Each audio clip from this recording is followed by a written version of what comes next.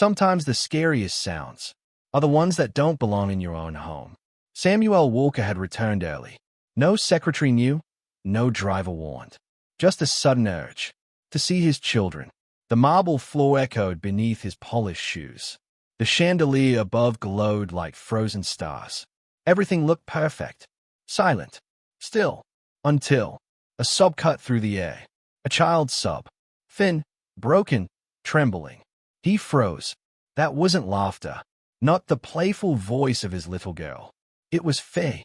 Please, don't hurt us. The words stabbed like glass. His breath caught. His body stiffened. It was Emily, his 6-year-old daughter. Her voice, so fragile, yet desperate. Please don't hurt me and my brother anymore. Samuel's heart thundered. He hadn't heard her say his name in months. And now, the first words he caught were cries for mercy. Step by step, he followed the sound. Down the long corridor, each footfall heavier, sharper, echoing like judgment. At the doorway, he stopped, and what he saw would haunt him forever. Emily, her pink dress torn and filthy, her brown hair tangled into knots, her small arms wrapped tightly around Michael, the baby's face red from endless crying. She held him as though her little arms were the only shield in the world. Across from them stood Veronica, the woman Samuel once believed to be his savior. Her face flawless, her blonde hair shining. But her eyes, cold, sharp, cruel. Her lips curled as she hissed. Shut up. How many times must I tell you? If you don't listen, I'll throw you both out on the street again. Emily trembled, clutching her brother tighter. Michael wailed. The room itself seemed to shake. Samuel could bear no more. He stepped forward, his voice breaking. Stop. For the first time in months, the millionaire father wasn't a businessman. He was simply a father. Sometimes the sweetest smiles are the ones hiding venom. Samuel's voice thundered in the living room. Veronica flinched, but only for a second. Then, like a mask sliding into place, her face softened. Her tone dripped with honey. Oh, Samuel, you startled me. I was just disciplining them. You know how children can be. She reached for his sleeve. Her touch light, rehearsed. But Samuel's eyes weren't on her. They were locked on Emily. The girl's small shoulders shook. Her wrists bore faint purple marks. Her tiny hands gripped the baby tighter, as though letting go meant death. Samuel's chest burned. Guilt, anger, shame. For 8 months, he had drowned himself in contracts and flights. And in that absence, his daughter had learned to beg for mercy. He stepped closer, kneeling awkwardly. Emily, come here. Come to Daddy. But she froze. Her eyes darted to Veronica. Fear chained her in place. And Samuel knew in that instant, this wasn't just misbehavior. This was something darker. What poison had seeped into his home while he was away? Sometimes the most painful wounds aren't the ones you can see. Dinner was laid out in silver and gold. Roast chicken, steaming soup, the smell of wealth. Yet the air was ice. Veronica smiled sweetly. She spooned food into Emily's bowl. Eat, sweetheart. You need strength. Her voice was sugar, but her hand pressed too firmly onto the girl's shoulder. Emily flinched. Her spoon trembled. Samuel leaned forward. Emily, has someone at school been hurting you? Her eyes widened, fear flashing like lightning. Then her gaze dropped. No, father. Barely a whisper. Veronica's laugh chimed. Children fall. They bruise. Don't worry yourself. But Samuel had seen enough. The way Emily's wrist tried to hide beneath her sleeve. The way Michael cried louder whenever Veronica touched him. He gripped his spoon, his knuckles white. Inside, a vow began to form. A father's vow. He would not look away again. Sometimes the worst threats are spoken in the softest tones. Later that night, Samuel climbed the stairs. He froze. From the dining room below, Veronica's voice slithered upward. Sharp, low, deadly. If you ever tell your father, I'll throw you and your brother out on the street. Silence. Then, a choked whisper. Please, I won't say a word. It was Emily. Samuel's hand clenched the banister. His pulse roared in his ears. 8 months gone. 8 months blind. And in that time, his daughter had learned silence through fear. His throat burned, his eyes blurred, but he didn't storm down. Not yet. A father's rage could explode, or it could sharpen into something far stronger. Samuel inhaled, and for the first time, he began to plan. Sometimes the dead speak louder than the living. That night, Samuel couldn't sleep. The house creaked, children's footsteps echoed, and memories haunted him. Restless, he opened Sarah's old room. His late wife's scent still lingered on a shawl. He pulled open a drawer. A thin envelope slid out. Her handwriting, familiar, trembling, alive. To Samuel. His chest tightened. Hands shaking, he opened it. If I am no longer here, please protect Emily and Michael. Do not trust too quickly. Believe in your child's eyes. When she is afraid, she will not know how to lie. Tears blurred the words. The letter cut deeper than any knife. He saw Emily again. Her torn dress, her trembling voice. He saw Michael, light as hunger, crying for milk, and Sarah's voice whispered across the years. Protect them.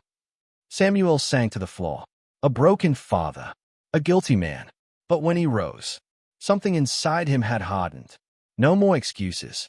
No more absence. From that night on, Samuel Walker would fight, not as a businessman, but as a father. Sometimes the most dangerous deals happen in the quietest corners. The next afternoon, Samuel stood at the porch, coffee cup in hand, watching the wind ripple across his estate. But his calm shattered when he heard voices. Not inside the house, but outside, near the garden. He followed the stone path, keeping to the shadows. There she was, Veronica, her red dress swaying in the breeze, her voice low, careful, and with her, a stranger in a dark coat, a man carrying a thin folder. Samuel froze behind the poplars, listening. You'll get what you want, Veronica whispered. The trust is under Walker's name. But once the signature transfers, I'll control everything. The man flipped the papers. You'll need proof. Walker isn't a fool. Veronica smiled, but it wasn't sweet. It was sharp, predatory. Don't worry. He's busy playing the perfect father. I'll get what I need. Samuel's pulse pounded. So it wasn't only cruelty. It was betrayal. Inheritance. Fraud. He stepped back, the truth crashing in. The woman he trusted wasn't only hurting his children. She was dismantling his life, piece by piece. And suddenly, the vow inside him burned hotter. Protect the children, preserve the evidence, and prepare for war. Sometimes silence is louder than any scream. Night had fallen heavy over the house. Samuel sat in his study, files untouched, Sarah's letter pressed close to his chest. Then, a soft knock. The door creaked open. Emily stood there, Michael cradled in her thin arms, her eyes swollen red, her dress frayed at the hem. Samuel rose quickly. Emily. His voice cracked. She stepped in quietly, as though afraid even of the walls. Michael whimpered. Hungry. Tired. Samuel reached out. The baby felt too light in his arms. His breathing uneven. The faint sour smell of watered milk clung to him. Sit, Samuel whispered, pulling a chair close. Emily perched on the edge, back stiff, eyes flicking toward the door, as though expecting Veronica's shadow. He poured warm water, placed the cup in her small hands. She sipped slowly, her fingers trembling. For a moment, neither spoke. The silence was thick, like a blanket woven from fear. Samuel wanted to ask, but one wrong word, and she would retreat. So instead, he said softly, Sit here where it's warm. Emily nodded. A tiny breath escaped her lips. But when her sleeve slipped back, Samuel's chest clenched. A purple bruise. Clear. Undeniable. He saw it. Pretended not to, because naming it now would shatter her fragile courage. He leaned back, holding Michael close, rocking him until his sobs faded. And in that dim lamplight, with Emily curled tight in the chair, Samuel understood. His children had learned to survive, not by speaking, but by staying silent. And silence was its own kind of scream. Sometimes danger doesn't knock. It waits outside your door. Near midnight, Samuel's study lamp still burned. Papers scattered, but his eyes fixed only on the faint light, spilling from the children's room. Then, a sound, a metallic clink. He rose quickly, heart racing, following the hallway. The light had been switched off. Shadows stretched long, swallowing the corridor. And there, in front of the children's door, Emily. She crouched on the floor, clutching Michael tight. The baby was wrapped in nothing but a thin blanket, his face pressed into her shoulder for warmth. Samuel rushed forward. "Emily, what happened?" Her voice was cracked, barely rising above a whisper. She locked us out. I didn't want him to be cold." Samuel's breath caught fire. Veronica had locked them, in their own home, on the cold floor. He bent, gathering them both into his arms. Michael's tiny body shook.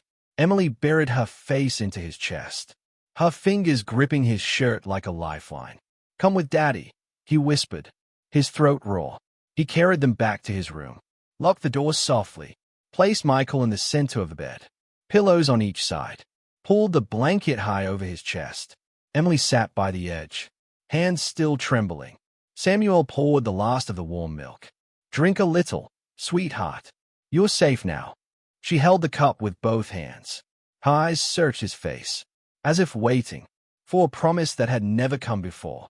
And then, in the hushed glow of the lamp, her voice broke.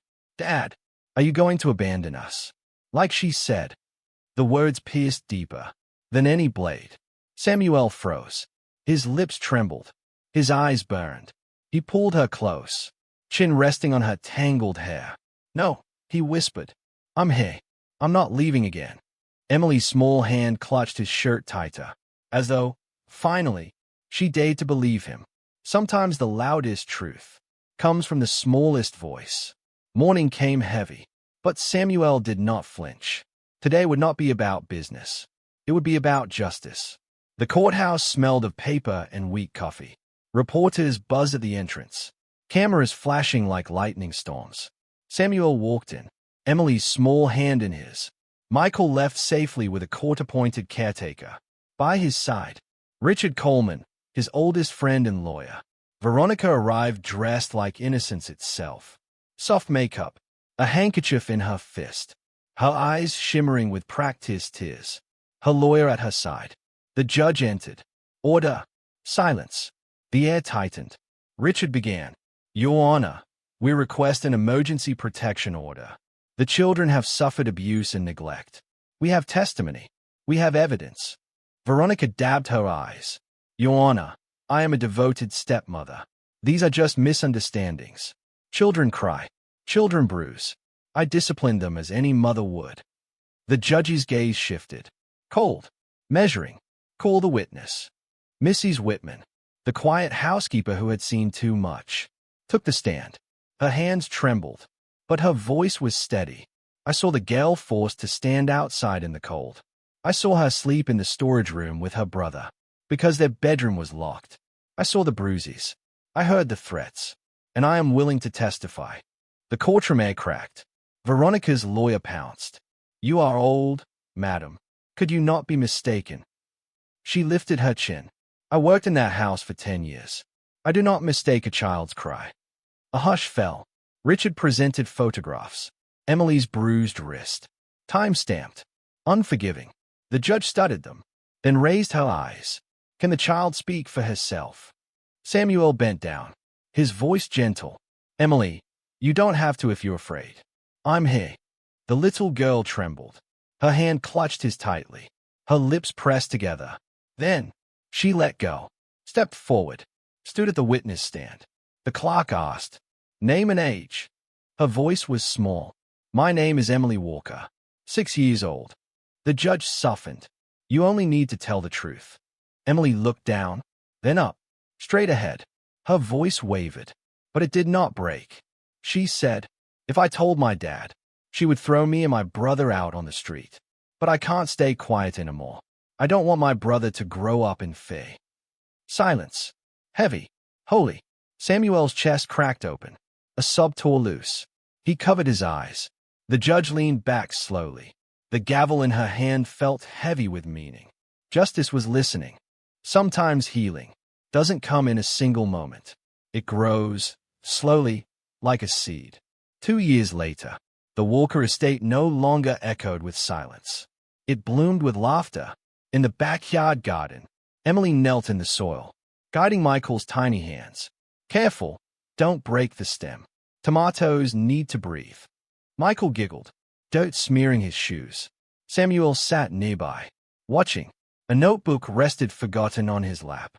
For once, business could wait. Emily turned, her eyes bright. Daddy, look, Michael and I are growing tomatoes for you. Samuel smiled, the kind of smile that had been absent for years.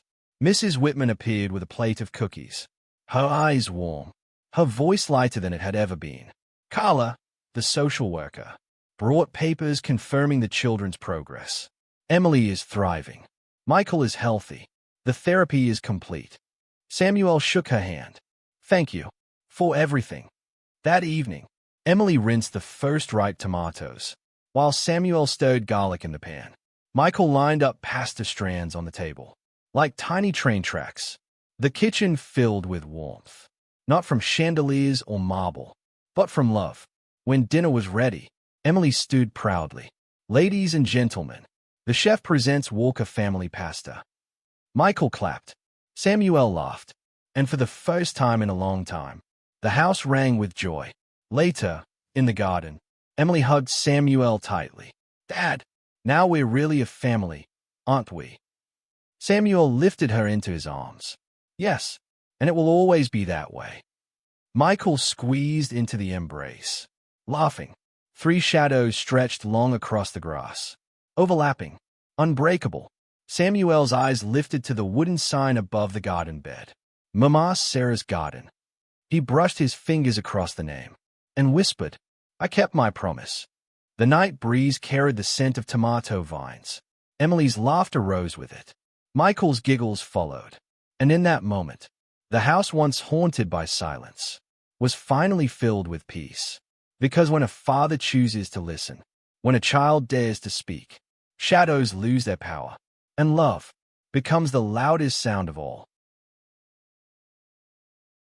At 2 a.m., in the pouring rain, Jack spotted her, soaked, shaking, and far too young to be standing alone in the dark. You shouldn't be out here, he said, his voice steady but gentle. She flinched, eyes wide, fire and fear mixing in her stare. I don't need your pity, she shot back, hugging herself tighter. Jack stayed calm, his sanitation uniform still dripping from the storm, the reflective stripes glowing under the streetlight. It's not pity, he murmured. It's concern. She didn't know it yet, but this stranger would change both their lives forever. The girl hesitated, said, I'm offering a place that has heat, running water, and no knives in. The hands of strangers. The girl hesitated. Her lips quivered, not just from the cold. He saw the tremble in her fingers, the way she glanced toward the dark end of the block like she was expecting someone or afraid someone might come back. What happened? He asked, his tone gentler now. She looked down. I got robbed. My phone is dead. My bag is gone. Jack let the silence hang for a moment. Then he exhaled. You want to call someone? She shook her head. I do not want to talk to anyone. I just need a safe place until morning. Jack hesitated. His instinct said to walk away. He had a 6-year-old daughter at home and no room for risks. But something about the way she was standing, shivering with pride and fear, tangled into one, made him stop thinking and start acting. All right, he said, adjusting the strap on his work bag. I live 2 blocks from here. It is not much, but it is warm. You can stay on the couch for the night. She looked like she might argue again, but then her knees buckled slightly. Okay, she said, barely audible. They walked in silence. Jack kept a small distance, respectful, but watchful. When they reached his small duplex, he unlocked the door carefully and motioned for her to step inside. The house was dimly lit, clean but clearly lived in. Children's books on the shelf, a tiny pink backpack near the door. Take your shoes off there, he said, gesturing to a mat. The couch is yours for the night. There's an extra blanket in the closet. She nodded without a word, wiping rain from her cheeks with her sleeve. Jack walked to the back of the house into a small room cluttered with boxes. He placed his wallet and keys in a locked drawer, not out of suspicion, just a habit born of survival. Then he returned with a blanket, a clean towel, and a dry sweatshirt. "Bathrooms to the right," he said, handing them to her. "You can shower if you want. The water takes a minute to get warm." She took the bundle with both hands, her eyes flickering briefly toward his face, confused by his neutrality. "Why are you doing this?" she asked finally. Jack rubbed the back of his neck. "Because you looked like you needed help, and I would hope someone would do the same for my daughter if she ever ends up in trouble." The girl seemed to flinch at the word daughter, but said nothing. While she was in the bathroom, Jack scribbled a quick note and placed it beside a steaming mug of water heated in the microwave. Then, as quietly as he could, he disappeared down the hallway into the bedroom he shared with his little girl. Emma emerged from the bathroom 20 minutes later, wrapped in the oversized sweatshirt. The house was silent. On the coffee table next to the sofa sat a folded blanket, the mug of warm water, and the note. "If you need to call anyone, the landline is on the wall. Don't hesitate to open the closet for more blankets. Please keep the door closed. My daughter is a light sleeper." She stared at the note for a long moment, her fingers resting lightly on the edge of the cup. The warmth seeped through the ceramic into her skin, and for the first time all night, she felt something she had not in days. Safe. She curled onto the couch, pulled the "good morning" blanket over her, and listened to the rain soften outside. The man who had taken her in had not asked for her name, or offered his. He had not made her feel small or indebted or judged. She did not know who he was, but for now that did not matter. She would sleep, and tomorrow she would figure out what to do. Next, Emma woke to the sound of laughter, light, high-pitched, and unmistakably that of a child.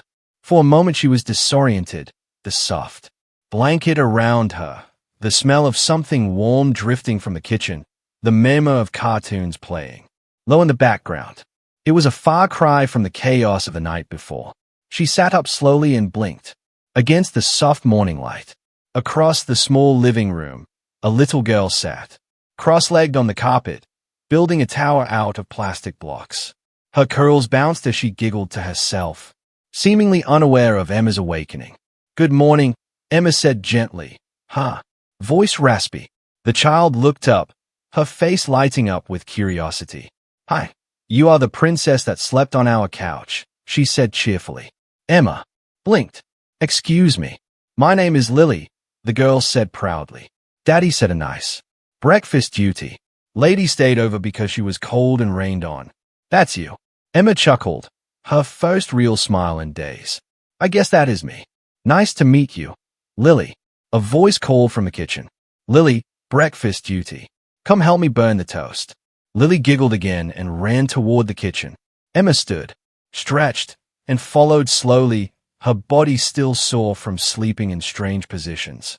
She stepped into the small kitchen to find Jack cracking eggs into a bowl with one hand, his other stirring something in a pan. "You cook?" she asked, unsure whether it was admiration or surprise in her voice. Jack glanced over. "Only if Lily is brave enough to eat it. You want to help?" Emma hesitated. "I can try, though I should warn you, I'm not very domestic." He passed her a whisk and smiled. "Neither am I. That is why we burn a lot of toast in this house." She laughed, the sound surprising even herself. Together, they moved around the small kitchen, Lily climbing onto a stool to help butter slices of bread while Emma attempted to flip scrambled eggs. Of course, she messed up. The spatula slipped from her hand, and the bowl tipped sideways, splattering eggs across the counter and onto the floor. Emma gasped. "Oh no!" She reached for a towel, but Lily beat her to it. The little girl handed her a paper towel with a grin. "It's okay. Daddy spilled stuff too all the time." Emma stayed at her for a moment, then burst into genuine laughter. Jack said nothing, just smiled as he quietly scooped the rest of the eggs back into the pan and kept cooking. When they finally sat down for breakfast, Emma looked nervously at the plate in front of Jack.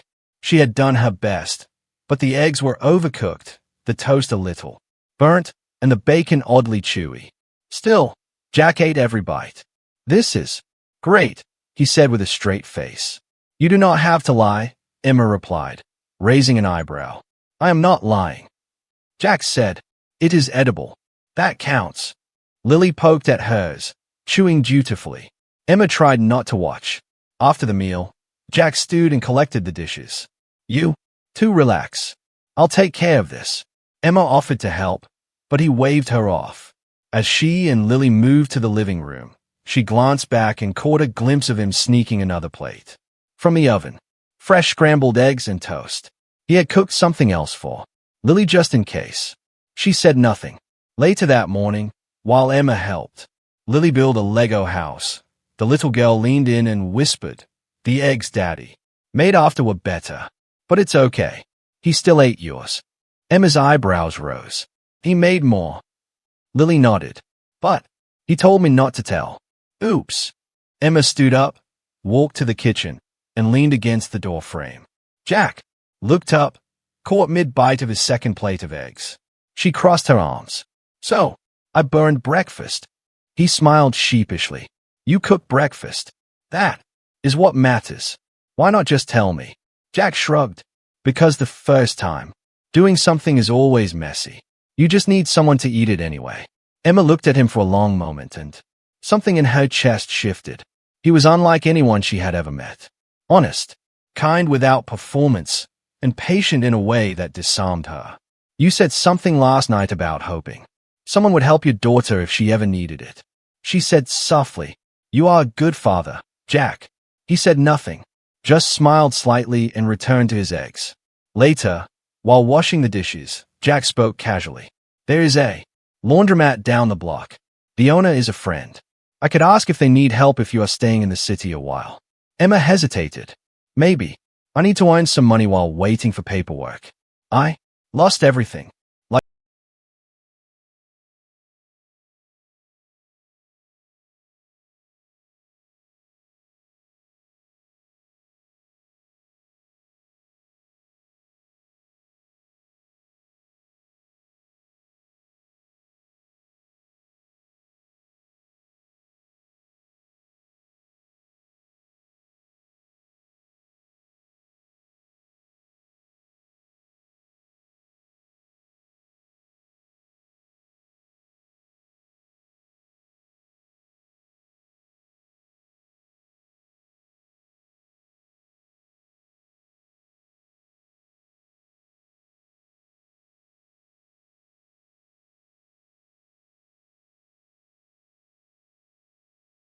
The woman behind the counter barely looked up. "You Jack's friend?" she asked. Emma nodded. The woman handed her an apron. "Clock starts now." And just like